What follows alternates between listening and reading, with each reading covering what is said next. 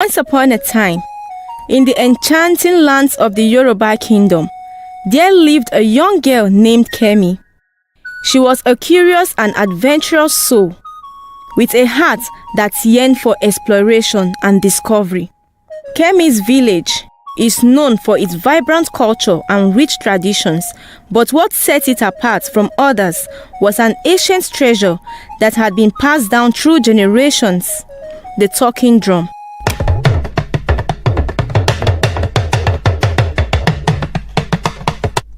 The talking drum was a magical instrument that could communicate with the spirits of the land. It was believed to hold the wisdom of the ancestors, and only a chosen few were allowed to play it. One day, as Kemi roamed the lush green fields outside her village, she stumbled upon the hidden cave where the talking drum was kept. As she approached the drum, she felt an inexplicable pull, as if the drum itself was beckoning on her. With a mix of excitement and trepidation, Kemi reached out and gently touched the smooth surface of the drum. In that moment, the drum came alive. It started to emit a soft glow, and its rhythmic beats filled the air. To her astonishment, the drum spoke in a melodious voice. "Greetings, young one. I am the talking drum. And you, Kemi, have been chosen as my guardian.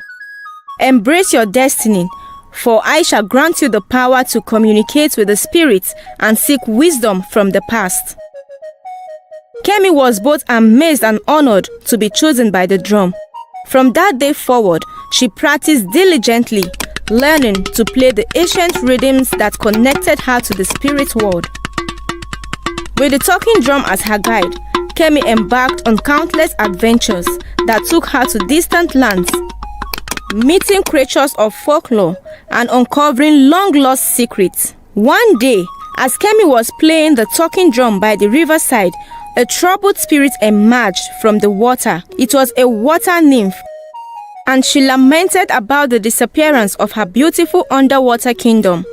The once pristine waters had turned murky and polluted, threatening the lives of all aquatic creatures. Kemi's heart went out to the spirits, and with the guidance of the talking drum, she vowed to help restore the water nymph's kingdom. Armed with her bravery and the power of the drum, she set out on a journey to find the source of the pollution and put an end to it.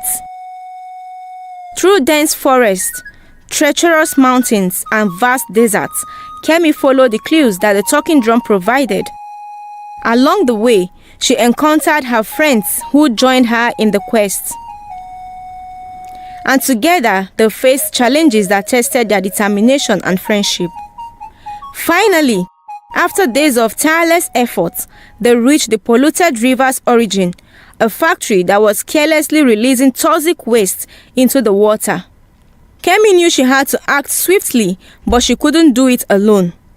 She played a powerful rhythm on the talking drum, calling upon the spirits of the land to aid her in cleansing the river. The ground trembled, and the spirits rose from the earth, joining Kemi in her fight against the pollution. With their combined strength, they sealed the factory's source and began purifying the water. The river sparkled once again. The grateful water nymph appeared, and her kingdom restored to its former glory. News of Kemi's courageous feat spread far and wide, and she became a revered figure in her village and beyond. She continued to use the talking drum to help those in need and preserve the beauty of her homeland. And so, the adventures of Kemi and the talking drum lived on, their stories inspiring generations to come, reminding them of the importance of bravery, compassion, and the deep connection between humanity and the natural world.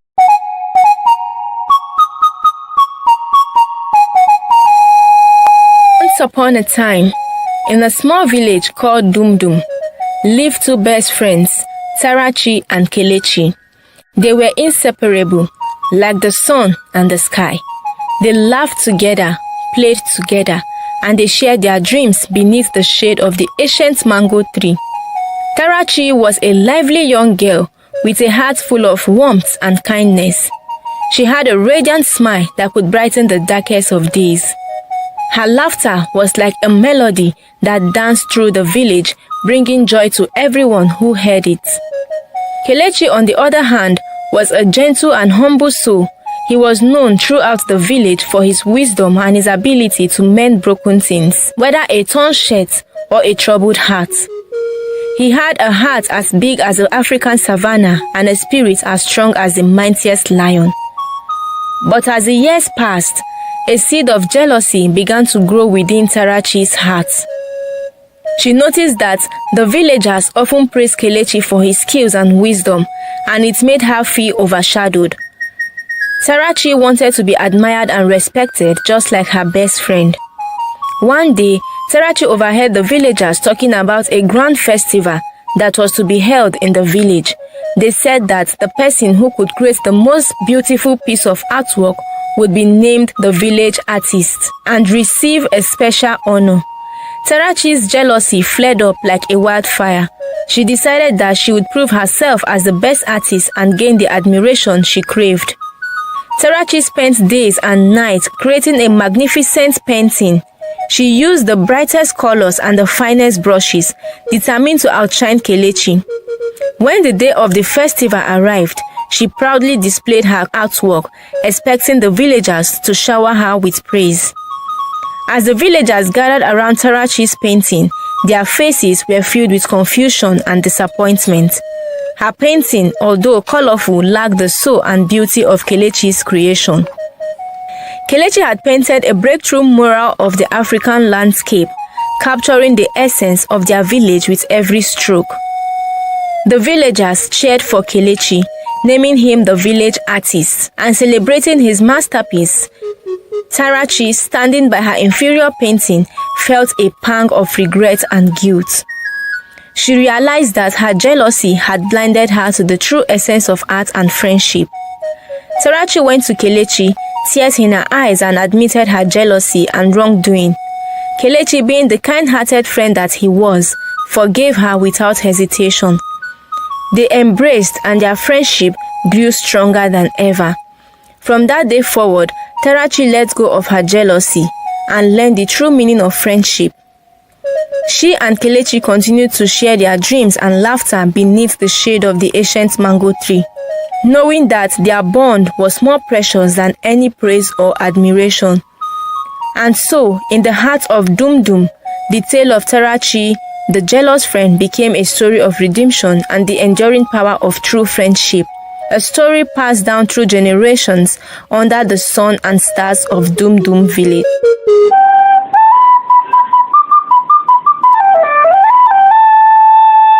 Long, long, long ago, in the heart of a beautiful kingdom, situated between lush mountains and sparkling rivers called Amotu, lived a young prince named Ayomide.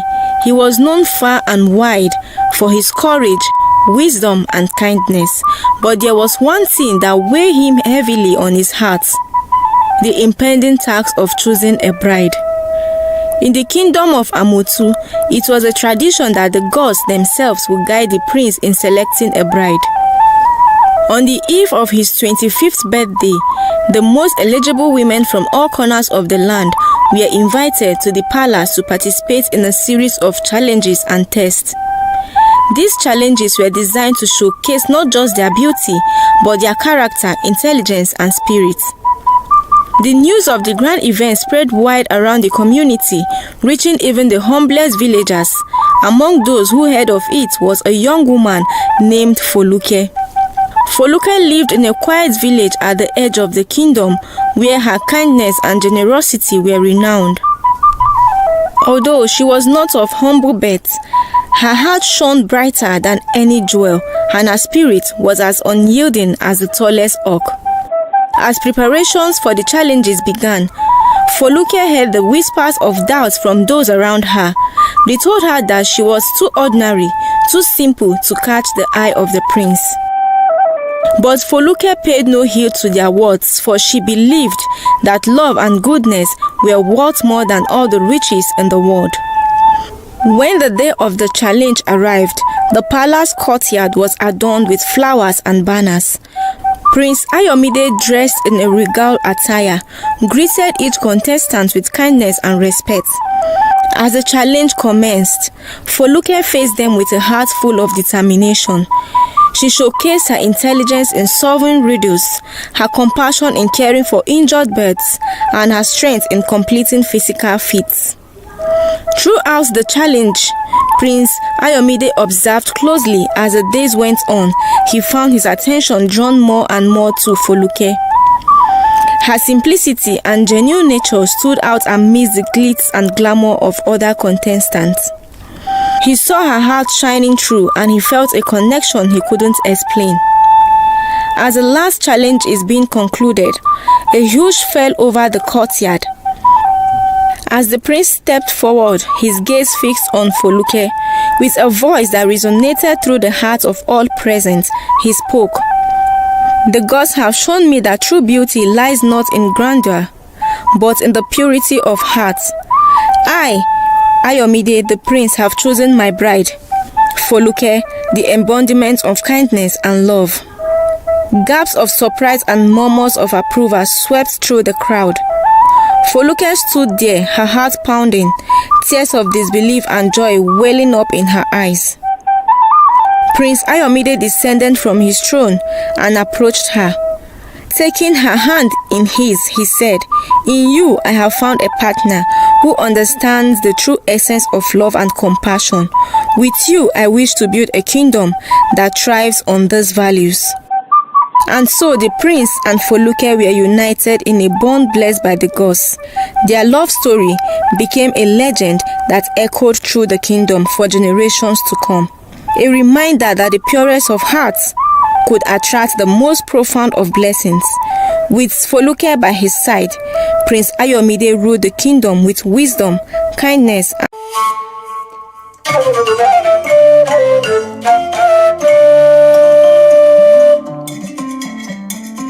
once upon a time, in a very small and peaceful village called Otu, lived a brave and curious young girl named Abe.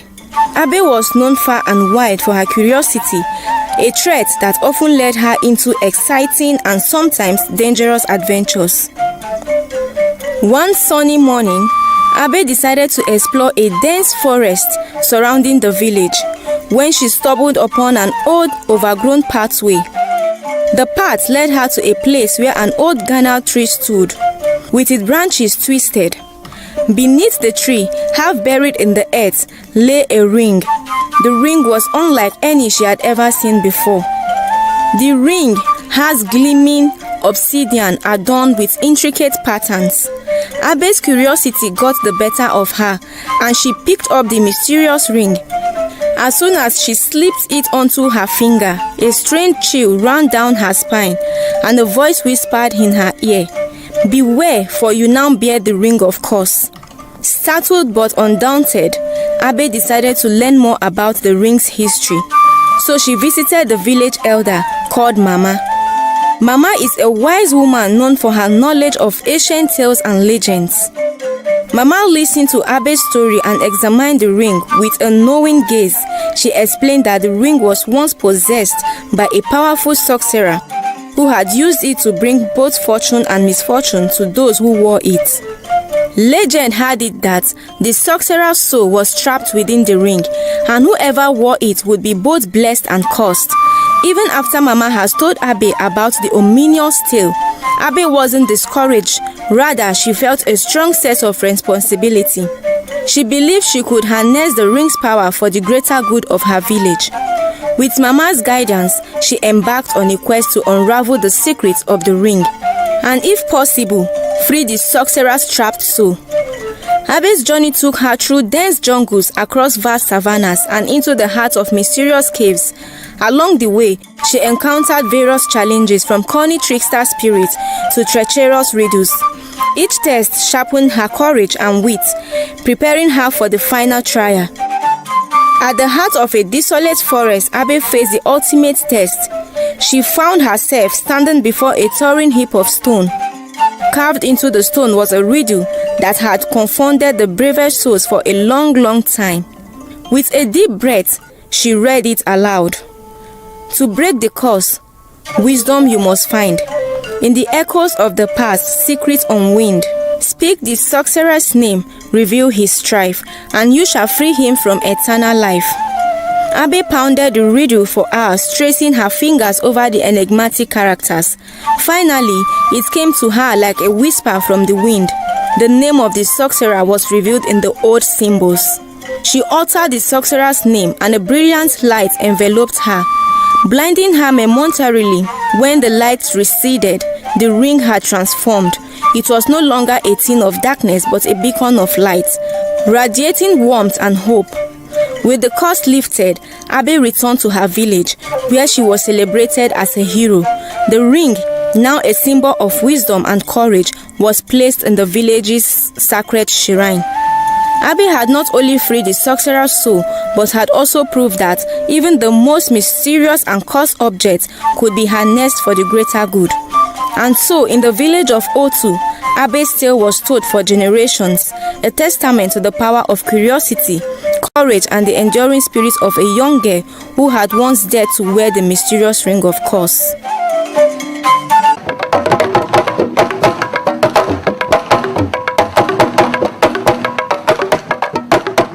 Once upon a time, in the mystical land of Owo, there was an annual event that everyone eagerly awaited, the festival of the magical masquerade.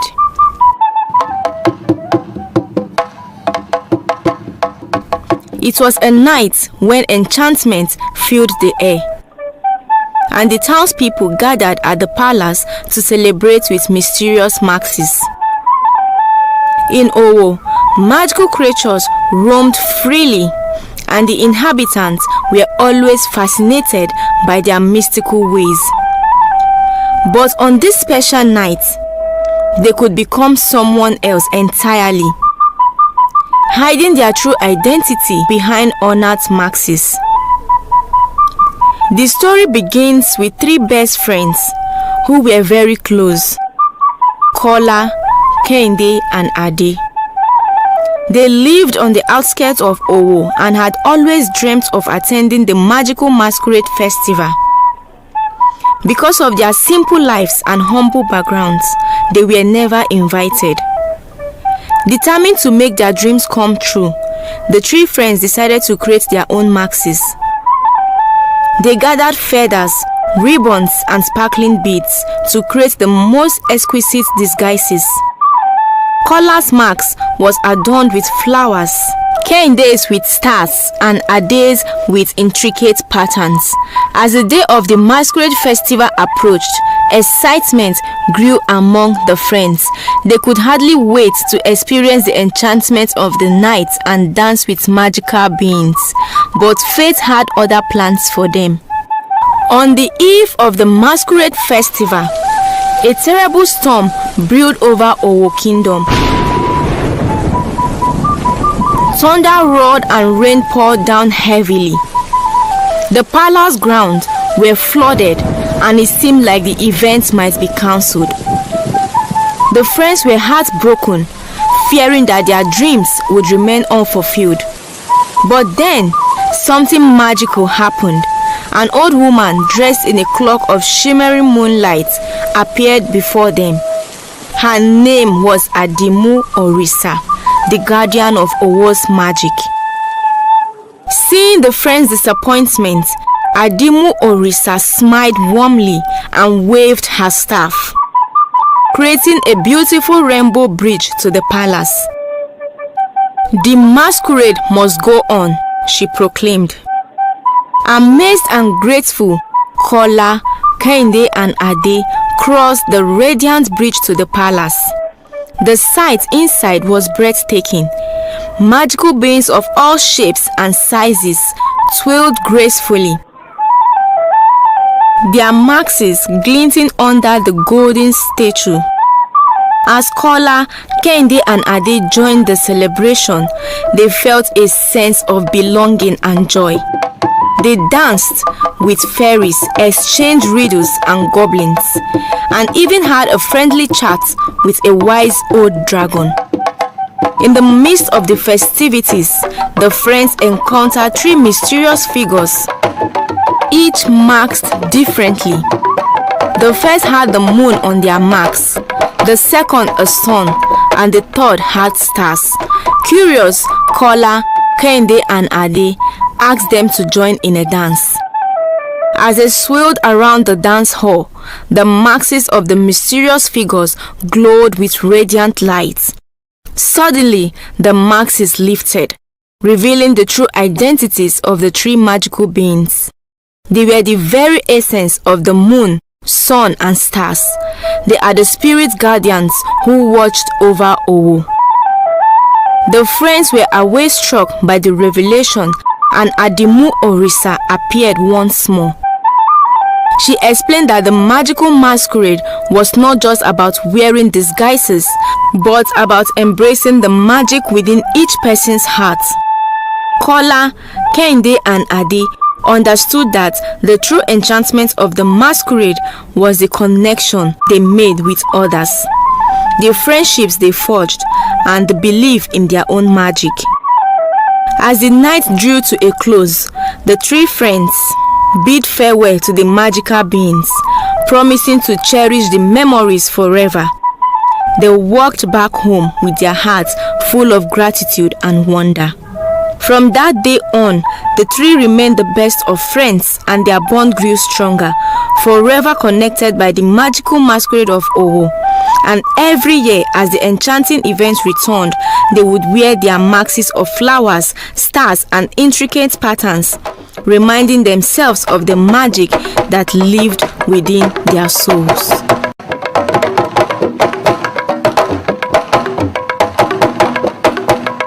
It was a long time ago, in a small village called Doma, ruled a king called Nuhu. King Nuhu is known far and wide for his wicked and treacherous reign. His reign was marked by cruelty, oppression, and a lust for power that seemed insatiable. The people of Doma suffered greatly under his rule, and whispers of rebellion echoed through the streets and hidden corners of the kingdom.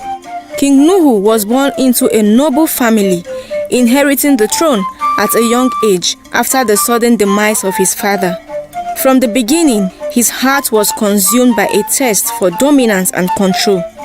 He imposed heavy taxes on the common people, seizing their hard-earned wealth to fund his lavish banquets and extravagant palace. The treasury grew fat while the people grew hungry and poorer by the day. His tyranny extended beyond the kingdom's coffers. King Nuhu's enforcers, known as the Black Guard, terrorized the community. The Black Guards crushed anyone who dares to rebel against King Nuhu by putting them in prison. Public floggings and even executions of the villagers became common sights in the once happy land of Doma. The situation worsened when Nuhu allied himself with dark sorcerers, seeking to increase his power through forbidden magic. The kingdom was plunged into darkness as shadows crept over the once beautiful bright lands of Doma, and tales of strange and evil creatures prowling the forest spread like wildfire. The villagers grew desperate, their spirits crushed beneath the weight of Nuhu's malevolent reign.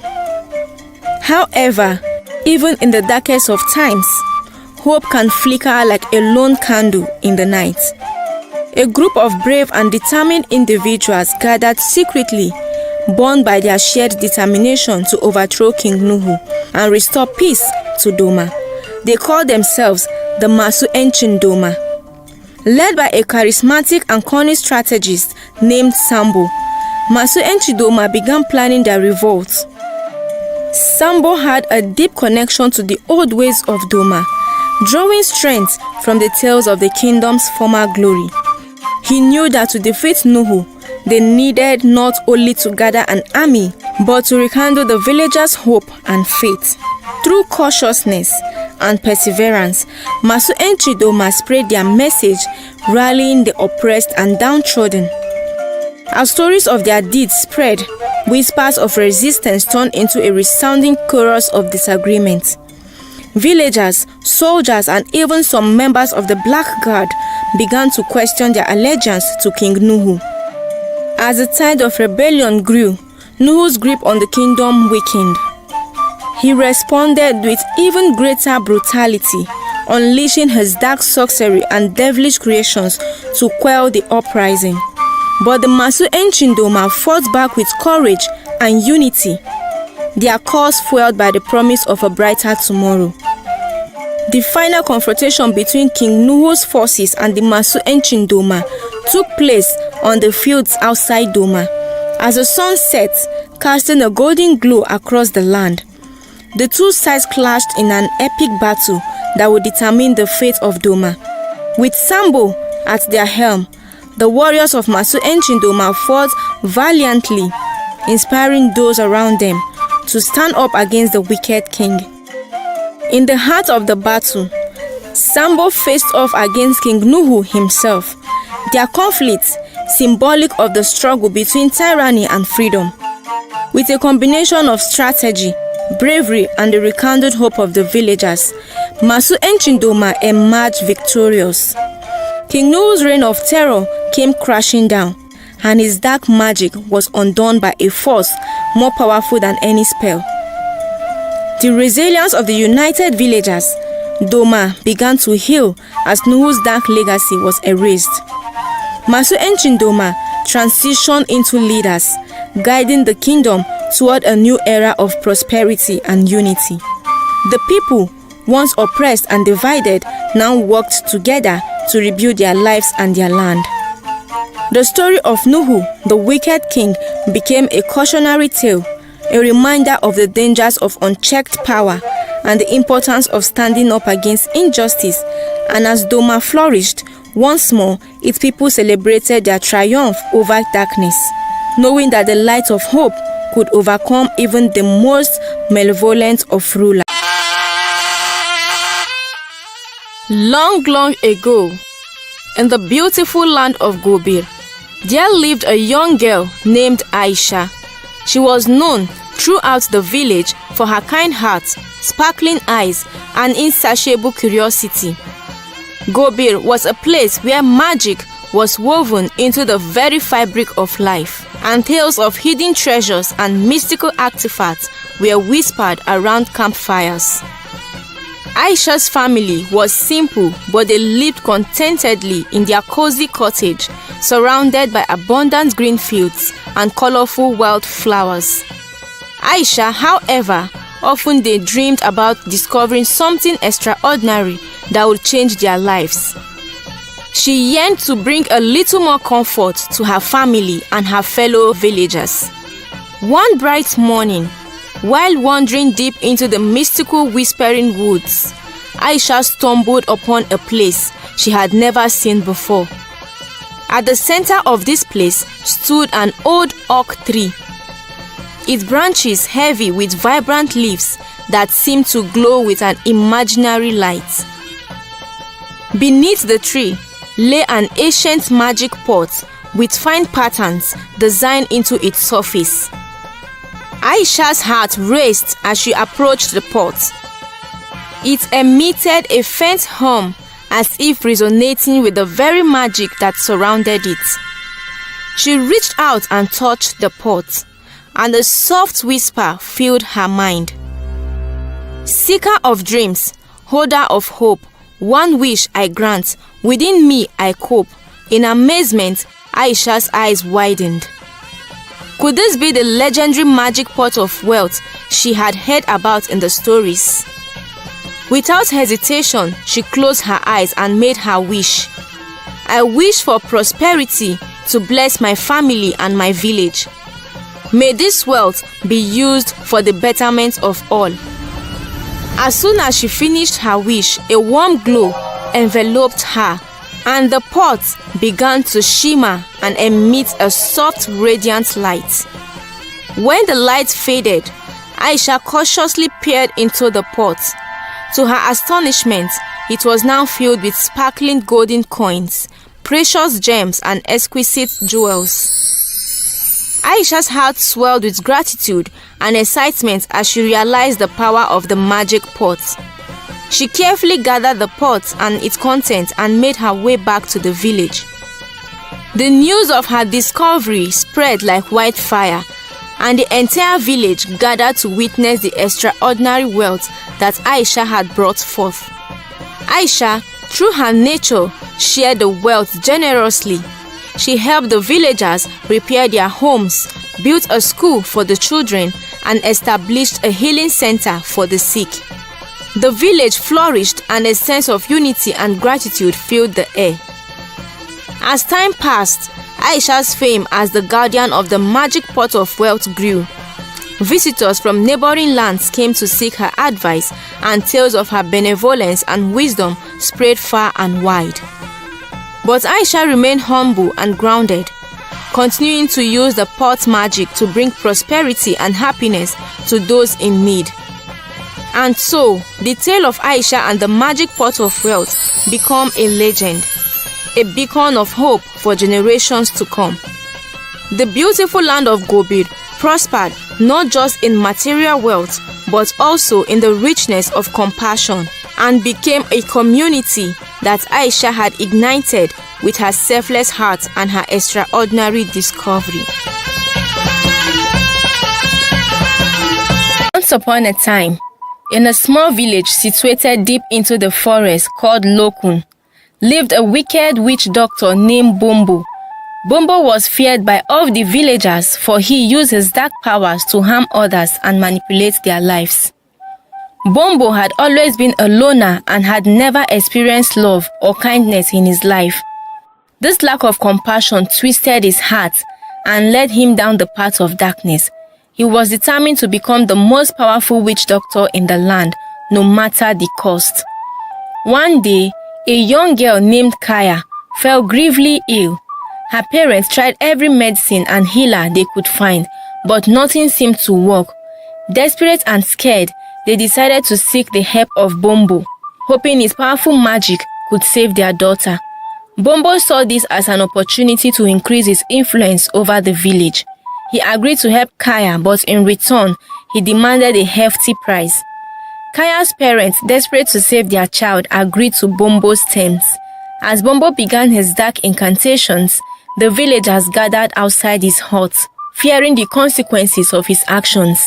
The night was filled with strange chants and ominous smoke, making the villagers shiver with dread. Hours passed, and finally, Bombo emerged from his hut, wearing a wicked grin on his face. He claimed that Kaya was cured, but she had changed. She had lost her ability to speak and had a vacant look in her eyes. The villagers were relieved that their daughter was alive, but they couldn't help but feel uneasy about Bombo's involvement. They began to realize that Bombo's magic came at a steep price and that he was far from a benevolent healer.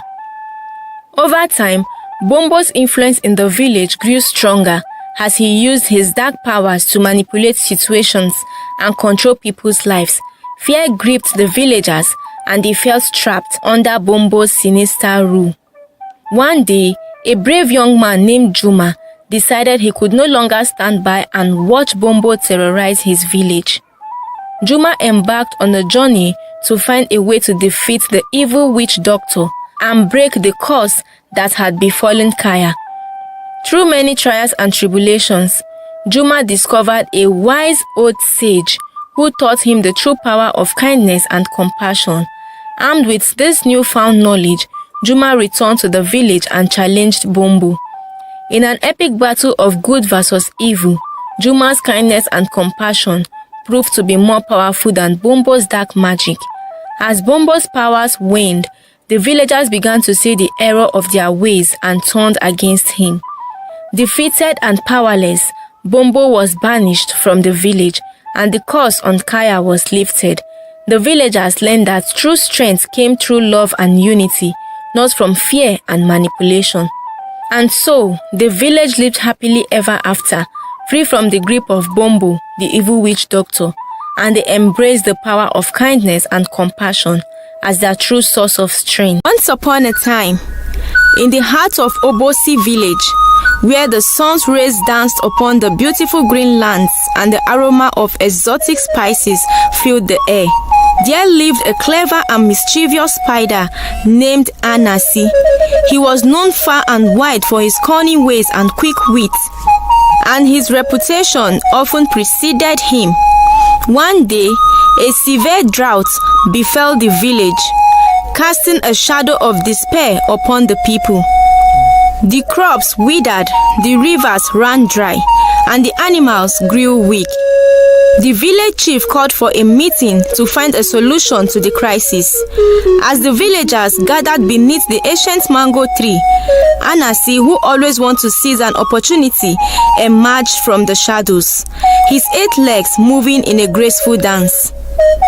"Dear villagers," Anansi began, "I have heard of a hidden oasis, a mystical lake of life, deep within the dense jungle.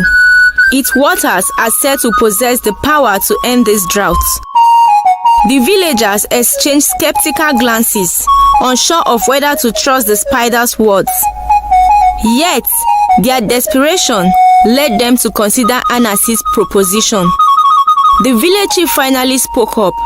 "If you can guide us to this oasis, Anansi, we shall reward you handsomely." With a gleam in his eyes, Anansi agreed. He spun a web of enchantment around the villagers, promising to lead them to the oasis. The next morning, the village set out on the journey, following Anansi's intricate web trail deep into the heart of the jungle. As they trekked through thick foliage and faced numerous obstacles, Anansi's cleverness shone brightly. He navigated the group around treacherous cliffs and cunning outsmarted a fierce lion that blocked their path. Each time the villagers grew more impressed by his resourcefulness.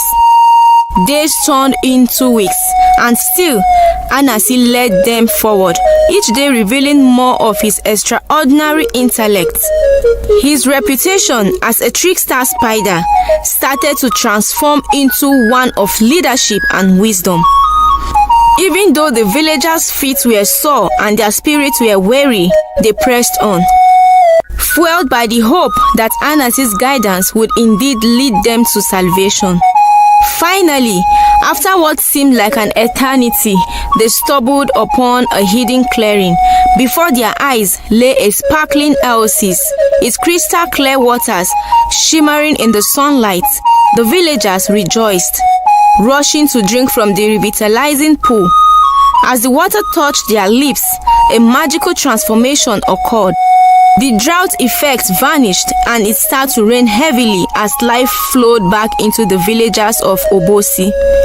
With their village restored, the villagers turned to Anansi with gratitude in their hearts.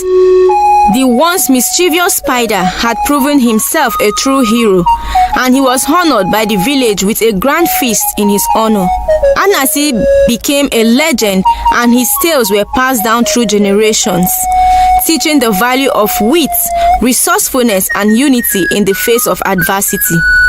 And so, in the heart of Obosi village, the legend of Anansi the spider lived on, reminding all who heard it that sometimes the most unlikely heroes can emerge from the shadows to bring light to the darkest of time.